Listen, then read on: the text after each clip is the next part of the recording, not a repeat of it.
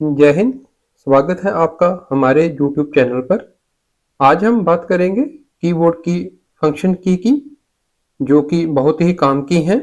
F1 से लेकर F12 तक की फंक्शंस की जिनके इस्तेमाल से आप अपने काम को तेज, आसान और प्रोफेशनल बनाते हैं।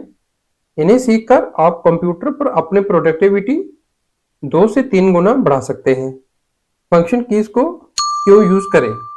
काम की स्पीड बढ़ाने के लिए, टाइम की बचत के लिए, बार बार होने वाले काम आसान बनाने के लिए, प्रोफेशनल वर्क फ्लो के लिए, माउस के बिना काम करने के लिए। यदि वीडियो इन्फॉर्मेटिव लगे तो चैनल को सब्सक्राइब कर लें। तो आइए वीडियो शुरू करते हैं।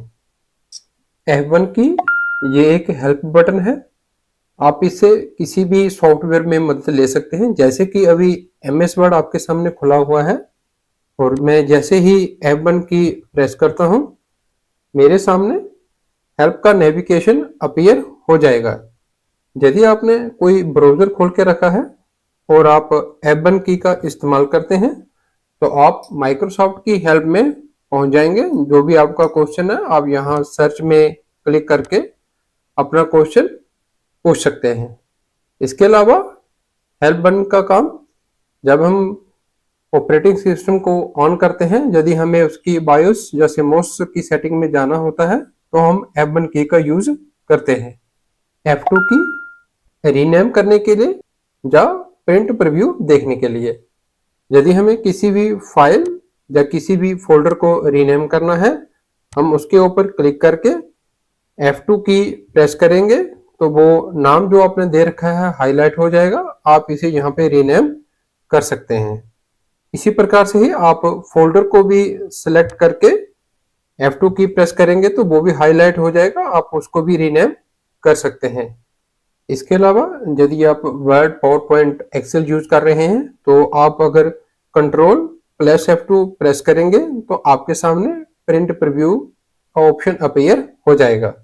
F3 की जल्दी से कुछ ढूंढने के लिए, जिस प्रकार से अभी आपको ये मेरा एक ड्राइव खुला हुआ नजर आ रहा है, इसमें मुझे कुछ सर्च करना है तो मैं F3 की प्रेस करूंगा और मैं सर्च के ऑप्शन में पहुंच जाऊंगा। यहाँ पे मैं अपनी फाइल या फोल्डर को नाम से भी सर्च कर सकता हूं। इसके अलावा यदि आप वर्ड में काम कर रहे हैं और आप चेंज केस का इस्तेमाल करना चाहते हैं, चेंज केस मीन्स यदि आपने रनिंग में लिखा है उसे कैपिटल करना और कैपिटल लिखा है तो उसे रनिंग में करना। इसके लिए आप शिफ्ट प्लस F3 की यूज करेंगे तो ये चेंज केस आपके सामने अपीयर होता हुआ नजर आ जाएगा। F4 की करंट विंडो को क्लोज करने के लिए या फिर URL में पहुंचने के लिए। जैसे कि अभी ब्राउजर यहाँ पे खुला हुआ है, हम जैसे ही F4 की को प्रेस करेंगे हम इसके URL एड्रेस में पहुंच जाएंगे। और यदि मुझे खुली हुई विंडो क्लोज करनी है तो मैं Alt प्लस F4 की का इस्तेमाल करूंगा तो वो मेरे सामने क्लोज हो जाएगी। और यदि कोई भी ब्राउजर या फाइल नहीं खुला हुआ है तो आप Alt F4 प्रेस करेंगे तो आपके सामने ये वाला डायलॉग बॉक्स अपीयर हो जाएगा। यहाँ से आप कंप्यूटर को शट डाउन या रिस्टार्ट कर सकते हैं।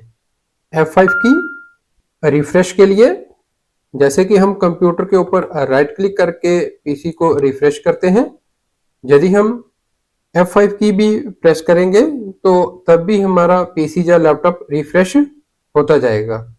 यदि आप पावर पॉइंट यूज कर रहे हैं तो आपको स्लाइड शो करना है, आप यदि F5 प्रेस करेंगे तो आप एक नंबर स्लाइड में पहुंच जाएंगे, वहां से आपका स्लाइड शो शुरू हो जाएगा। और यदि आप चाहते हैं कि नहीं 3 नंबर से ही स्लाइड शो करना है तो उसके लिए आपको शिफ्ट प्लस F5 की का इस्तेमाल करना पड़ेगा। उससे आपका करंट स्लाइड से स्लाइड शो शुरू हो जाएगा। F6 की का बहुत ही कमाल का काम है। जैसे कि अभी ये मेरा कर्सर आपको हरकत करता हुआ नजर आ रहा है और मुझे स्टार्ट के ऊपर क्लिक करना है तो मैं कर्सर को यहाँ पे लेके आऊंगा। यदि मैं कर्सर को यूज नहीं करना चाहता हूं तो मैं F6 की को प्रेस करूंगा, तब भी मेरा स्टार्ट जो है वो हाईलाइट हो जाएगा। जैसे ही मैं दोबारा F6 प्रेस करूंगा तो वो स्टार्ट पे आ जाएगा। इसी प्रकार से जैसे जैसे मैं F6 की प्रेस करता जाऊंगा आगे आगे मेरा ऑप्शंस हाईलाइट होते जाएंगे। तो इस प्रकार से आप बिना माउस के F6 की मदद से कोई भी फाइल फोल्डर सेलेक्ट करके ओपन कर सकते हैं। F7 की टाइपिंग में गलती पकड़ने के लिए जैसे ही मैं यहाँ पे कोई वर्ड टाइप करूंगा, अभी के लिए मैं कंप्यूटर टाइप कर देता हूं, तो ये मेरा लिखा हुआ वर्ड अंडरलाइन हो जाएगा। ये रेड अंडरलाइन इसलिए हुआ है क्योंकि ये बोल रहा है कि ये स्पेलिंग गलत है। और यदि मुझे ये स्पेलिंग चेक करना है, मैं F7 प्रेस करूंगा तो इससे रिलेटेड जितने भी वर्ड हैं वो यहाँ पे शो हो जाएंगे। मुझे इनमें से जो भी वर्ड चाहिए मैं उसके ऊपर क्लिक करूंगा, वही वर्ड मेरा यहाँ पे अपीयर हो जाएगा। इस प्रकार से आप F7 का यूज कर सकते हैं। F8 की सेव मोड या सिलेक्शन के लिए विंडो बूटिंग के समय यदि आप सेव मोड का इस्तेमाल करना चाहते हैं तो आप F8 की का इस्तेमाल कर सकते हैं। इसके अलावा यदि आपको सिलेक्शन करना है कोई भी टेक्स्ट, जैसे कि अभी यहाँ पे मेरा कर्सर आपको नजर आ रहा होगा, ये टेक्स्ट मुझे सिलेक्ट करना है, मैं F8 की को प्रेस करूंगा तो ये सिलेक्ट होना शुरू हो जाएगा। मैं जैसे जैसे F8 की को प्रेस करूंगा मेरा ज्यादा टेक्स्ट जो है वो सिलेक्ट हो जाएगा। इस प्रकार से आप F8 की का इस्तेमाल कर सकते हैं।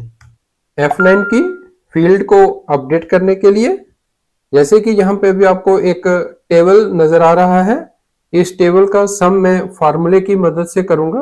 यदि आप वर्ड में टेबल का फार्मूला इंसर्ट करना चाहते हैं तो आप टेबल लेआउट में आ जाएं और यहाँ पे आपको फार्मूले का ऑप्शन मिल जाएगा और मैं यहाँ पे सम का फार्मूला यूज कर रहा हूँ। ओके के ऊपर क्लिक करूंगा तो मेरा यहाँ पे सम कैलकुलेट हो जाएगा।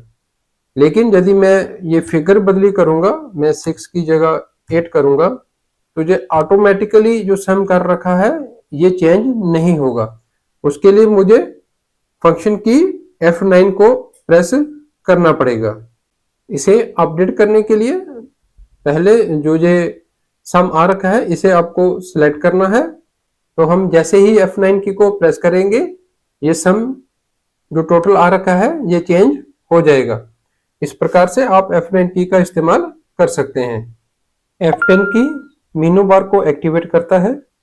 जैसे कि ये फाइल आपको नजर आ रही है, जहां पे यदि मैं शॉर्टकट कमांड को इस्तेमाल करना चाहता हूं, चाहे वो किसी भी टैब की हो, तो मैं F10 की को प्रेस करूंगा। मैं जैसे ही F10 की को प्रेस करूंगा तो ये सारे टैब उनके नाम के साथ जो भी शॉर्टकट कमांड इस्तेमाल होती है वो हाईलाइट हो जाएंगे। इनमें से मैं जो भी टैब यूज करना चाहता हूं उसके नीचे उनकी कमांड लिखी हुई आ रही है। जैसे कि मैं अभी इंसर्ट टैब यूज करना चाहता हूं तो मैं Alt+N की को यूज करूंगा तो उसके आगे वाले ऑप्शन हाईलाइट हो जाएंगे। इनमें से जैसे मैं टेबल को यूज करना चाहता हूं तो हम Alt+T का इस्तेमाल करेंगे तो टेबल के आगे वाले ऑप्शन भी नजर आना शुरू हो जाएंगे। तो आप इस प्रकार से F10 की का इस्तेमाल कर सकते हैं। F11 की ब्राउजर में फुल स्क्रीन को ऑन ऑफ करने के लिए, जैसे ही हम F11 की प्रेस करेंगे तो ब्राउजर फुल मोड में चला जाएगा और एक बार फिर से F11 की को प्रेस करेंगे तो फुल मोड उसका ऑफ हो जाएगा। F12 की सेव एज का डायलॉग बॉक्स यूज करने के लिए आप F12 की को प्रेस करें, आपके सामने ये डायलॉग बॉक्स आ जाएगा। आप यहाँ पे फाइल का नाम देके और जहां पे आप फाइल को सेव करना चाहते हैं लोकेशन को सिलेक्ट करके सेव के ऊपर क्लिक करेंगे तो आपकी फाइल वहां पर सेव हो जाएगी। तो ये था आज का वीडियो जिसमें हमने फंक्शन की के बारे में सीखा। अगर आपको ये जानकारी पसंद आई हो तो वीडियो को लाइक करें, शेयर करें और चैनल को सब्सक्राइब करना ना भूलें। बेल आइकन दबाना भी ना भूलें ताकि आपको ऐसे ही टेक्निकल वीडियो मिलते रहें। मिलते हैं नेक्स्ट वीडियो में, तब तक के लिए जय हिंद।